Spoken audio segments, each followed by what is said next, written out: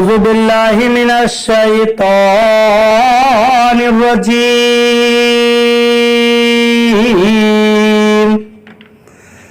بسم الله الرحمن الرحيم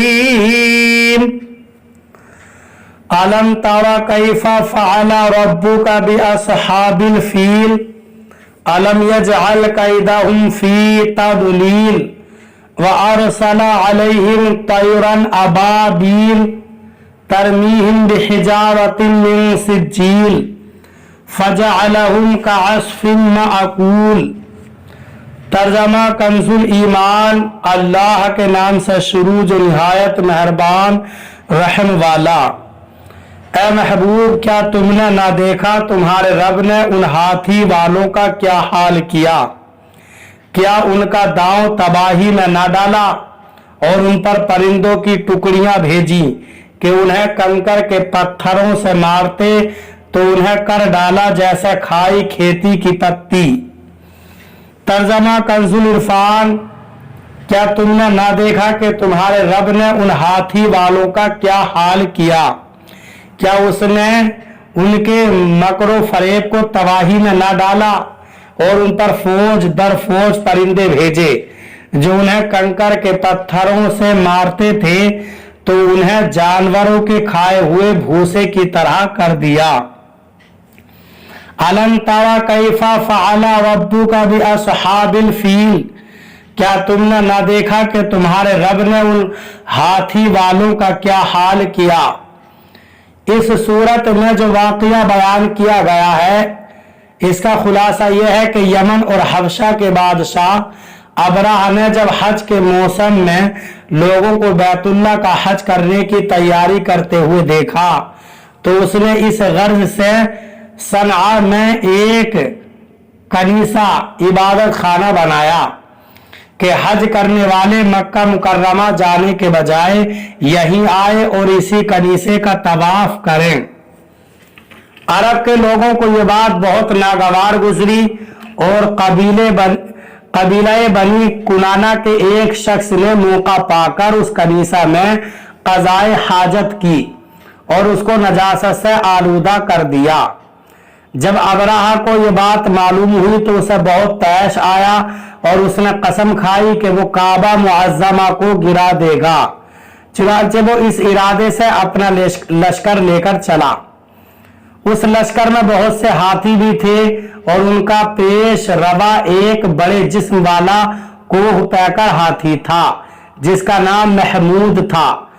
ابرہہ جب مکہ مکرمہ کے قریب پہنچا تو اس نے اہل مکہ کے جانور قید کر لیے اور ان میں حضرت عبد المطلب کے 200 اونٹ بھی تھے۔ حضرت عبد المطلب ابرہہ کے پاس آئے تو اس نے اس کی تعظیم کی اور اپنے پاس بٹھا کر پوچھا کہ آپ کس مقصد سے یہاں آئے ہیں اور آپ کا کیا مطالبہ ہے؟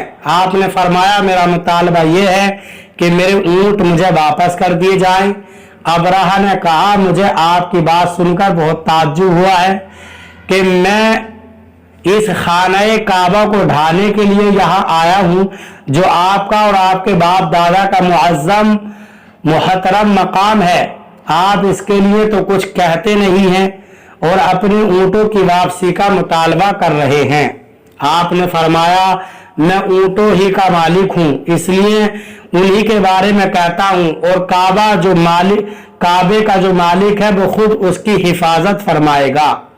یہ سن کر ابرہہ نے آپ کے اونٹ واپس کر دیے۔